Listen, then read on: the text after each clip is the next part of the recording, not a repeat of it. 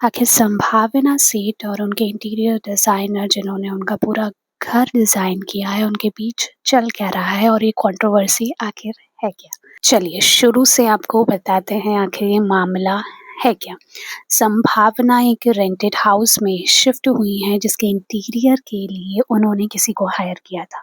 उन्होंने अपने ब्लॉग के ज़रिए ये कहा था कि उन्हें ज़्यादा खर्चा नहीं करना है और यदि कोई है जो उनका कम से कम पैसे में इंटीरियर डिज़ाइन कर सकता है, उन्हें अच्छी क्वालिटी प्रोवाइड कर सकता है, तो वो आइडियाज़ के लिए ओपन हैं। तभी उनके फ्रेंड सर्कल्स में से किसी ने उन्हें कॉन्टैक्ट किया और फ्री में इंटीरियर डिज़ाइन करने के लिए कहा।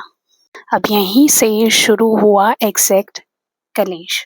इंटीरियर डिज़ाइनर के अकॉर्डिंग अगर उन्हें अच्छा होम डेकोर करना है तो उनका बजटिंग काफ़ी ज़्यादा होना चाहिए, लेकिन संभावना के अकॉर्डिंग वो एक रेंटेड प्रॉपर्टी में शिफ्ट कर रही हैं, तो उनको घर अच्छा दिखाना है लेकिन वो उतना ज़्यादा पैसा उसमें इन्वेस्ट नहीं करना चाहती थी। तो इसी अकॉर्डिंग वर्क हुआ और इंटीरियर डिज़ाइनर ने उनको कोट किया है 9.4 लाख, जिसमें उन्होंने साफ-साफ कहा था कि सारी चीज़ें वो उतने में ही कर पाएँगी, कम से कम उन्होंने बजट बताया था और उन्होंने क्लियरली कहा था कि आप जितना कम बजट करोगे, आपको क्वालिटी अच्छी नहीं मिलेगी। जैसे ही उनके डिज़ाइनर ने उनको ये बात बताई कि 9.4 लाख का तो खर्चा आएगा ही आएगा मिनिमम, वैसे ही संभावना भड़क गई कि उनको इतना ज़्यादा खर्चा नहीं करना है। लेकिन कहीं न कहीं उनको क्वालिटी अच्छी चाहिए थी, तो इस टाइम पे जब जहाँ इतनी महँगाई है उसमें कैसे 9.4 लाख में उन्हें सोफ़ा भी चाहिए, उनके कर्टन्स भी चाहिए, उन्हें सारी चीज़ें नहीं चाहिए, वो अपने पुराने घर से कुछ भी लाने को रेडी नहीं थी, अकॉर्डिंग टू इंटीरियर डिज़ाइनर। तो हाउ इट्स पॉसिबल कि 9.4 लाख में आप अपने होम का interior plus curtains plus floor plus wardrobes कैसे पॉसिबल है सारी चीज़ें होना? This is the question. इसी बीच इन दोनों की बहुत बहसबाजी हुई, लेकिन फिर भी सारा काम यूँ ही चलता रहा।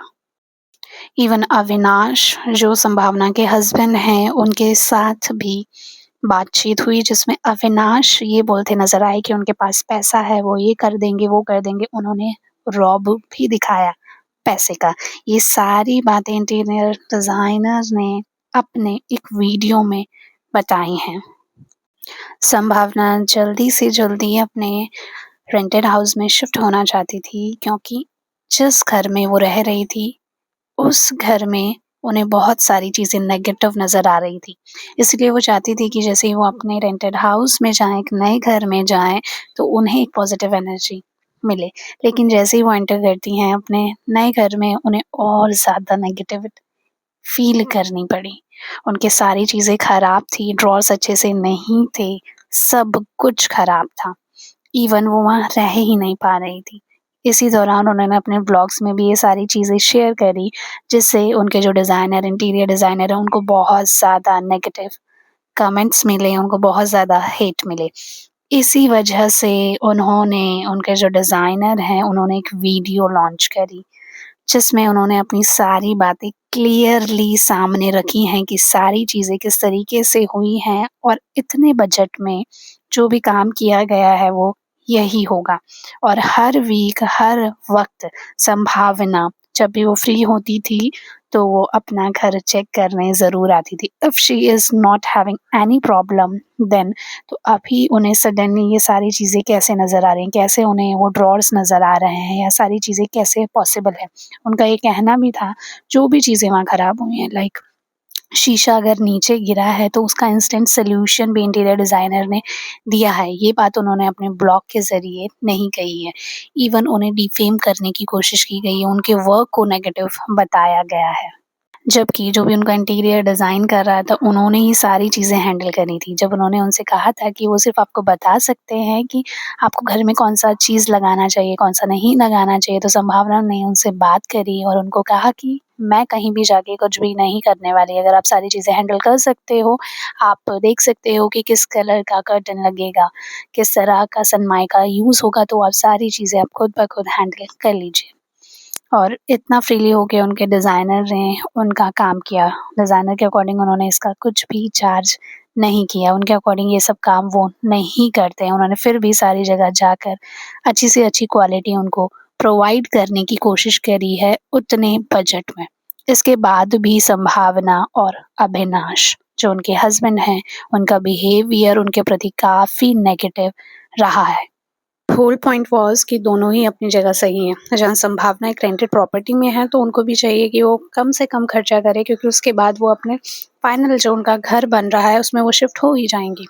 वहीं अगर हम इंटीरियर डिज़ाइनर की बात करें तो उनके अकॉर्डिंग भी चीज़ें एकदम करेक्ट है। अगर उन्हें अच्छी से अच्छी क्वालिटी प्रोवाइड करनी है अपने कस्टमर को तो उनका बजट हाई होना चाहिए।